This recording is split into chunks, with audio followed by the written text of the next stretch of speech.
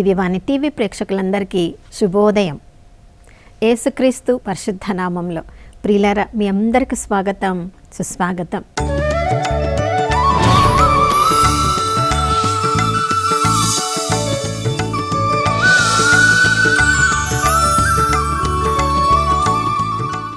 గడిచిన దినమంతా కాచి కాపాడిన దేవునికి పూర్ణ హృదయంతో, పూర్ణ ఆత్మతో, పూర్ణ శక్తితో మనసారా ఆ ప్రభుకు వందనాలు తెలియచేద్దాం. నమ్మదగిన దేవుడు, విశ్వసనీయుడు. ఈ ఉదయకాలంలో కూడా ఎవరెవరు ఆ ప్రభు వైపు నిరీక్షణలో, నిరాశలో కోల్పోకుండా ఆ ప్రభు వైపు చూస్తున్నారో వారందరినీ నూతన అభిషేకంతో నింపడానికి ప్రభు కూడా సిద్ధంగా ఉన్నారు ప్రియులారా. కాబట్టి ఆ నమ్మదగిన దేవుని ఆశ్రయనీయుడిగా పొందిన వారందరూ కూడా తమ బలమును మీద ఆధారపడకుండా ప్రభువునే బలముగా పొందిన వారందరూ కూడా ఆ ప్రభువులో ఈరోజు అంతగా విజయవంతంగా జీవించడానికి ప్రభు ఈరోజు మనందరినీ ఉదయకాలంలో ఆహ్వానిస్తున్నారు. ఆ విజయవంతంలో ఈరోజు అంతా ఆనందంగా జీవించుదాం. నా ప్రియ సహోదర సహోదరి, చూడండి, ఒక చిన్న బిడ్డ ఉందంటే ఎప్పుడూ తన తల్లి దగ్గర ఉండాలని ఆరాటపడుతూ ఉంటుంది. తల్లి ఒక్క క్షణం కనపడకుండా ఇటు అటు వెళ్ళినప్పుడు ఆ బిడ్డకు ఏమి అవసరం లేకపోయినా తన తల్లి దగ్గర తను ఉండాలని, తన తల్లి కొంగు పట్టుకోనైనా ఆ అమ్మ పనిలో బిజీగా ఉన్నప్పటికీ ఆ అమ్మ కొంగు అంచును పట్టుకోవడానికైనా ఆ బిడ్డ సిద్ధపడుతూ ఉంటుంది. తన తల్లి తన దగ్గర ఉంటే ఆ బిడ్డకు ఎంతో రక్షణలాగా, కాపుదలలాగా, ఎంతో సంతోషంగా ఆ బిడ్డ జీవిస్తూ ఉంటుంది. కానీ ఆ బిడ్డ కొంచెం పెద్దగైన తర్వాత తన కాళ్ళ మీద నిలబడగలిగినప్పుడు, తనతో కొంతమంది ఎవరైనా ఆటాడుకోవడానికి తన స్నేహితులు తనకు పరిచయం అయినప్పుడు, అప్పుడు అమ్మ కొంచెం దగ్గరగా ఉన్నా లేకున్నా తన యొక్క స్నేహితులతో కూడా తన సమయాన్ని గడపడానికి ఆ బిడ్డ ఆశపడుతుంది. ఇంకా కొంచెం పెద్దగైన తర్వాత తనకి తెలివి, జ్ఞానం, లోకపరంగా తన అన్ను పొందుకున్నప్పుడు, తన ఈ లోక విషయాలలో తనని తాను సమయాన్ని గడుపుతూ ఉన్నప్పుడు ఇక అమ్మ అంత గుర్తుకు రాదు. కానీ ఆమె చూపించిన ప్రేమ మాత్రము ఆ బిడ్డ జీవితాంతము కూడా దాన్ని మరలా నెమరు వేసుకుంటూ తన జీవితం అంతా గడుపుతుంది. ప్రియులారా, ఈ లోక ప్రకారమే ఒక బిడ్డ తన తల్లి మీద అంతగా ఆధారపడి జీవిస్తూ ఉన్నప్పుడు, తన తల్లి మరణించిన తర్వాత కూడా ఆ తల్లి చూపించిన ప్రేమను ఇంకా నెమ్మరు వేసుకుంటూ ఆ ప్రేమలో తను జీవించినంత వరకు కూడా తన తల్లిని మరవకుండా జీవిస్తూ ఉంటుంది. మరి ఈలోక బంధమే, ఆ తల్లి యొక్క ఈలోక స్పర్శ ప్రతి బిడ్డ మీద అంత ప్రభావాన్ని చూపించగలిగినప్పుడు, ఆత్మరూపంలో మనం ఈ లోకంలోనికి రాకముందు ఆ తండ్రి దేవుని దగ్గర పరవశం పొందిన మనము ఈ లోకంలోనికి వచ్చిన తర్వాత ఆ పరలోకపు తండ్రి యొక్క స్పర్శ కొరకు అంతగా మనం ఆరాటపడుతున్నామా, లేదా ఈ శరీరంలో ఈ లోక స్పర్శలకు మనం అలవాటు పడిపోయి ఆ పరలోకపు తండ్రి స్పర్శ గురించి కూడా మనము ఆలోచించే పరిస్థితులలో ఉన్నామో లేదో ప్రియులారా. అందుకని మార్కు సువార్త 6వ అధ్యాయము 56వ వచనంలో మనం చదువుతున్నాము, యేసు ప్రభువు ఈ లోకంలో జీవించినప్పుడు ప్రతి గ్రామం నుండి, ప్రతి పట్టణము నుండి, ప్రతి పల్లె నుండి ఎక్కడెక్కడ యేసు ప్రభు ఉన్నారో, అది బహిరంగ స్థలము కావచ్చు, ఒక గృహము కావచ్చు, అది దేవాలయం కావచ్చు, ఎక్కడెక్కడ యేసు ప్రభు ఉన్నారో ఆ ప్రభువు స్పర్శ కొరకు ప్రజలు తండోపతండములుగా ఆ ప్రభువును వెతుక్కుంటూ వచ్చారని మనం చదువుతున్నాం. వచ్చిన వారందరూ కూడా ఆ ప్రభు యొక్క స్పర్శ కావాలని ప్రాధేయపడ్డారని, ఎవరెవరైతే ఆ ప్రభు స్పర్శ పొందారో వారందరూ కూడా స్వస్థత పొందారని ప్రియులారా వాక్యం మనందరికీ సెలవిస్తుంది. ఎవరెవరైతే ఈ లోకంలో జీవిస్తున్నప్పటికీ మనం పరలోక పౌరులము, పరలోక స్పర్శలో మనము ఉన్నంత వరకు ఈ లోకంలో ఏది కూడా మనల్ని నిరుత్సాహపరచదని ఆ సత్యంలో మనం జీవించినంత వరకు కూడా ఎటువంటి పరిస్థితుల్లో ఉన్నా ప్రార్థనలో ఆ పరలోకపు తండ్రి యొక్క స్పర్శ కొరకు మనం ఆరాటపడాలని ఈ ఉదయకాలము మనం అందరం గుర్తు చేసుకోవాలి. ఒక జరిగిన సంఘటన ఇలా నేను చదివాను ప్రియులారా. ఓలే బుల్ అనే వ్యక్తి, ఆయన గొప్ప వయోలిన్ విద్వాంసుడు. అతడు ఆ వయోలిన్ వాయిస్తూ ఉన్నప్పుడు ఎంతో గొప్ప పేరు ప్రతిష్టలు పొందాడు. కాబట్టి ఆ యొక్క ఆ సంగీతానికి ఎంతోమంది మంత్రముగ్ధులైపోయే వాళ్ళంట. అలా ఆ వ్యక్తి ఒకరోజు అడవిలో తిరుగుతూ ఉన్నప్పుడు తను వచ్చిన దారి మర్చిపోయి ఇక ఎటు వెళ్ళాలో తెలియక ఒక వృద్ధ ముని ఒక చిన్న కుటీరంలో ఆయన జీవిస్తూ ఉండడము, ఆ దారి తప్పిపోయిన పరిస్థితులలో తెలియకుండానే వెతుక్కుంటూ ఆ వృద్ధ ముని యొక్క ఆ చిన్న కుటీరంలోనికి వెళ్ళాడంట ప్రియులారా. అడవిలో వచ్చేవాళ్ళు ఎవరు తనకు తెలిసి ఉన్నవారు కాదు, కానీ ఎవరైనా దారి తప్పితేనే తన కుటీరంలోనికి వస్తారు అని గ్రహించిన ఆ ముని ఆ వచ్చిన వ్యక్తిని సాదరంగా ఆహ్వానించి అతనికి కాలకృత్యాలు తీర్చుకోవడానికి అతనికి అన్ని ఏర్పాట్లు చేసి మంచి వేడివేడిగా ఉన్న టీ చేసి పెట్టి అతడు కొంచెము కుదుట పడిన తర్వాత ఇక మాట్లాడడం మొదలుపెట్టాడంట. వాళ్ళు మాట్లాడుతూ చాలా సమయం మాట్లాడుకున్నారు. తర్వాత ఆ వృద్ధముని తన అలవాటు ప్రకారము తన కుటీరంలో ఉన్న ఒక పాత వయోలిని తీసి దాన్ని వాయించడం మొదలుపెట్టాడంట. తనకు వచ్చి రాని విధంగా అలా వాయిస్తూ ఉన్నప్పుడు ఈ ఓలే బుల్ గారు ఆయన చాలా బాగా దాన్ని వాయించగలరు. కాబట్టి తన యొక్క ఆ ముని గారిని నేను కూడా ప్రయత్నించగలనా, నేను కూడా దాన్ని వాయించవచ్చా అన్నప్పుడు ఈ మునిగారు చెప్పింది ఏంటంటే, నేనే కష్టపడి నేర్చుకున్నాను, చాలా ప్రయాసపడితేనే ఈ మాత్రం నేను వాయించగలుగుతున్నాను. ఇక నువ్వు ఇప్పుడే వచ్చావు, నీకు అసలు వయోలిన్ గురించి తెలుసో లేదో, అయినా నువ్వు ఆశపడుతున్నావు కాబట్టి నీ ప్రయత్నం నువ్వు చెయ్యి. నా వల్లనే ఇంత అవుతుందంటే నీ వల్ల అవుతుందో లేదో, కానీ నిన్ను ఎందుకు నిరాశపరచాలి అని చెప్పి తన వయోలిన్ పాతది తీసి ఆ ఓలే బుల్ గారి చేతిలో పెట్టాడంట ప్రియులారా. ఆయన అందులో ప్రఖ్యాతి పొందినవాడు కాబట్టి దానికి ఉన్న స్ట్రింగ్స్ అన్నీ కూడా చక్కగా దాన్ని గట్టిగా చేసి ఎక్కడ ఎలా పట్టుకోవాలో తనకి బాగా తెలుసు. కాబట్టి ఆ వృద్ధ మునితో మాట్లాడుతూ తాను ప్రఖ్యాతి పొందినవాడు, పేరు ప్రతిష్ట పొందిన వాయిద్యకారుడు కాబట్టి దాన్ని వాయిస్తూ ఉన్నప్పుడు అంట ప్రియులారా, ఆ చిన్న కుటీరం అంతా ఆ సంగీతముతో, మధురమైన సంగీతం వాళ్ళిద్దరు వింటున్నప్పుడు వాళ్ళకి తెలియకుండానే ఆ ముని పరలోక సంగీతంతో మునిగిపోయినట్లుగా పరవశుడైపోయాడంట. చాలాసేపటి తర్వాత నేను నా కుటీరంలో ఉన్నట్లుగా లేదు, ఎక్కడో సంగీత కచేరీలో ఉన్నట్లుగా ఉంది, నాకే రాదు, నేనే గొప్పగా వాయిస్తున్నాను అనుకున్నాను, కానీ నువ్వు ఇంత చక్కగా వాయిస్తావని, నీ స్పర్శ నా పాత వయోలిన్ ద్వారా ఇంత మధురమైన సంగీతము ఇవ్వగలుగుతుందని నేను అస్సలు ఊహించలేదు. నిన్ను నిరాశపరిచాను, నన్ను క్షమించు.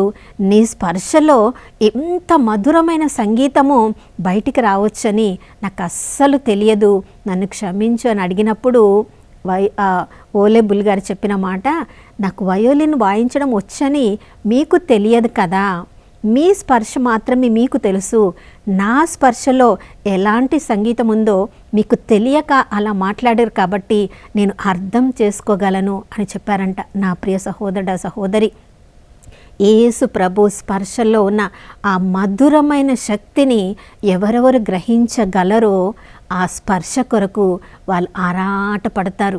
యేసు ప్రభు కూడా ఈ లోకంలో మానవ రూపంలో జీవించినప్పుడు చిన్న బిడ్డలను నా దగ్గరకు రానివ్వండి, అలాంటి హృదయం కలిగిన వాళ్ళే పరలోక రాజ్యానికి వారసులు అని చెప్పి ఆ చిన్న బిడ్డలందరినీ తన దగ్గరికి వచ్చినప్పుడు తన చేతులను వారి శిరస్సుల మీద పెట్టి ఆ స్పర్శ, ఆ దీవెన ఆ చిన్న బిడ్డల మీద పడినప్పుడు ఆ తల్లులు వారు కూడా ఎంతో సంతోషించారు. నా ప్రియ సహోదర సహోదరి, రక్తస్రావ రోగి కూడా తనకున్న ధనమంతా కూడా వెచ్చించి తన ఆరోగ్యాన్ని పొందలేకపోయింది.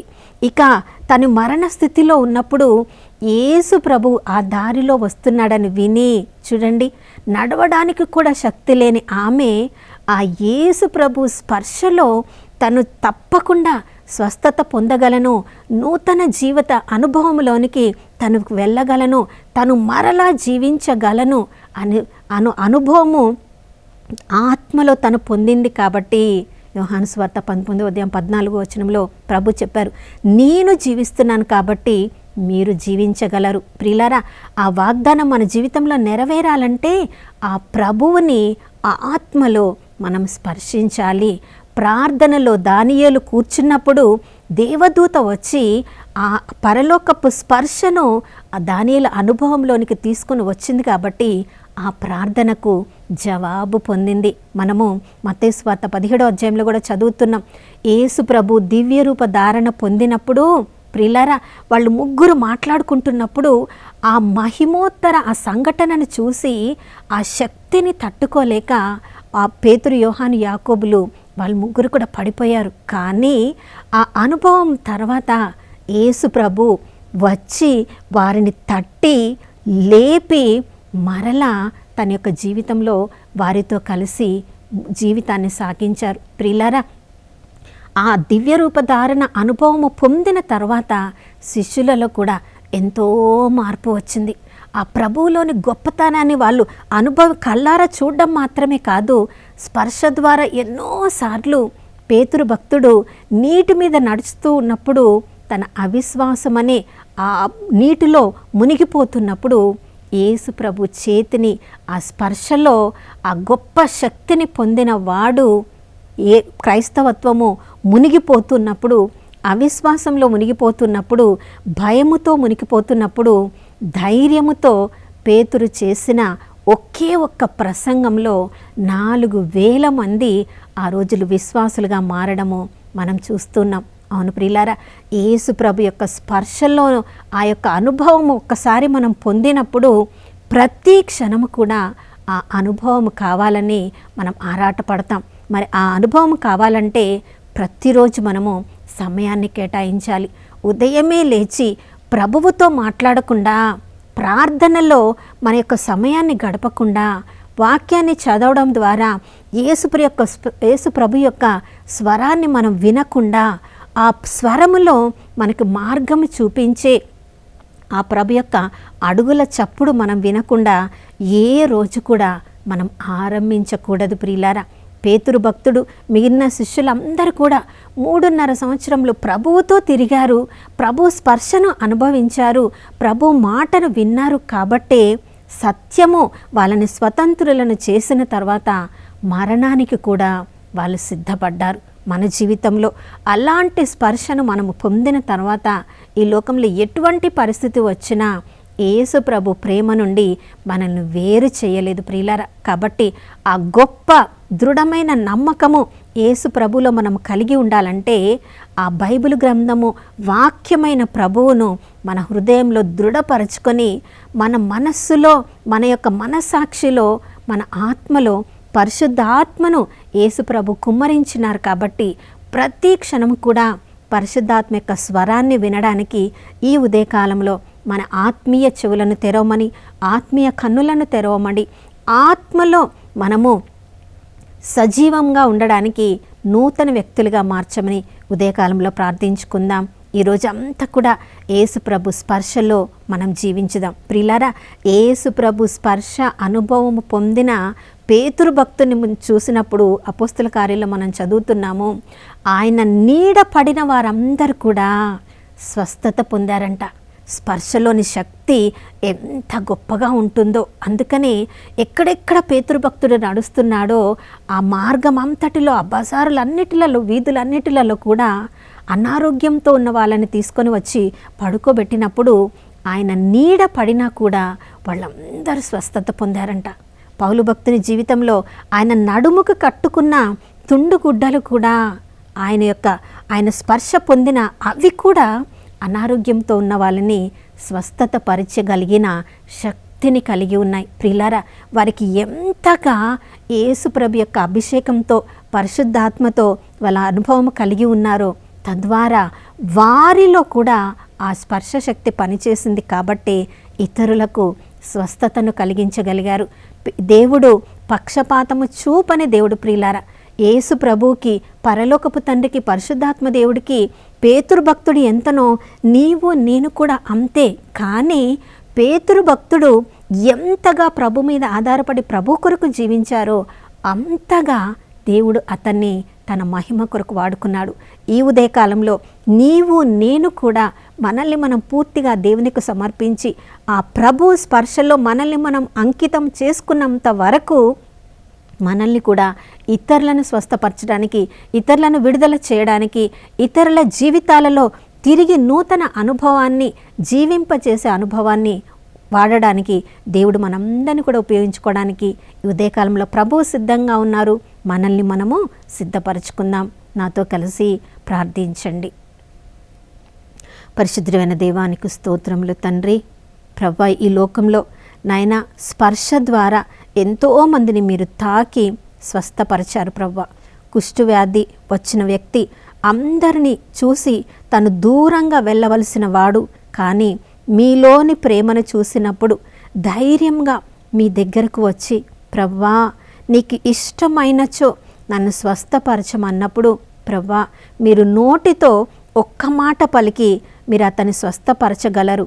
అయినప్పటికీ మీరు వంగి మీ చేతితో కుష్ఠరోగిని తాకి నాకు ఇష్టమే, నువ్వు స్వస్థుడవు కమ్ము అని చెప్పి ప్రభువా మీ స్పర్శలోని మాధుర్యాన్ని అతనికి అనుగ్రహించారు. అయ్యా, రక్తస్రావ రోగి విశ్వాసముతో ఆమె వచ్చి మీ యొక్క అంగీ అంచును తాకినప్పుడు ప్రభువా మీలోని జీవము, మీలోని శక్తి మిమ్మల్ని వదిలి మరొక వ్యక్తిలో ప్రవేశించినది మీరు గమనించినారు. తండ్రి, యాయిరు కుమార్తె మీరు స్పర్శించిన వెంటనే మీరు జీవంతో ఉన్నారు కాబట్టి మరణించిన ఆ బాలిక జీవవంతురాలైంది. దేవా, ఈ ఉదయకాలంలో ఎక్కడెక్కడ మేము జీవిస్తూ లోకపరంగా జీవిస్తూ ఉన్నప్పటికీ ఆత్మలో మేము నిర్జీవులుగా ఉన్నామేమో, మీ స్పర్శను ఈరోజు మేమందరము అనుభవించేలా కృపను దయచేయండి. ఎజెకియేలు గ్రంథం నాయన 37వ అధ్యాయంలో మీ ఆత్మ స్పర్శ పొందిన ఎండిన ఎముకలన్నీ కూడా గొప్ప సైన్యంలాగా మారిపోయాయి. ప్రభా, ఈరోజు ఎన్నో కుటుంబాలు తండ్రి నిర్జీవులుగా నాయన ఐకమత్యం లేకుండా జీవిస్తున్న వారందరిలో మీ యొక్క స్పర్శ, మీ యొక్క వాక్యంలోని శక్తి ప్రభా మమ్మల్ని అందరినీ కూడా పునర్జీవితులను చేయడానికి కృపను దయచేయమని, నూతన అభిషేకంతో మమ్మల్ని అందరినీ నింపమని యేసయ్య పరిశుద్ధ నామంలో అడిగి వేడుకొనిచున్నాం తండ్రి, ఆమెన్. అవును ప్రియులారా, దర్శన గ్రంథం 1వ అధ్యాయం 18వ వచనం ప్రభు చెప్తున్నాడు, నేను మరణించాను కానీ నేను పునర్జీవుడనయ్యాను, నేను పునరుత్థానుడయ్యాను, మరణాన్ని జయించాను. ఎవరెవరైతే ఆ పునరుత్థానాన్ని నమ్ముతారో వారందరూ కూడా యేసునామంలో పునర్జీవితులు అవుతారు అనే వాగ్దానం ఈరోజు మనందరి జీవితంలో నెరవేరునుగాక. మరొక నూతన శుభోదయంలో మనం అందరం కలుసుకునే వరకు దివ్యవాణి టీవీని వీక్షిస్తూ ఉందాం. ఇమ్మానుయేలు, దేవుడు మనతో ఉన్నారు.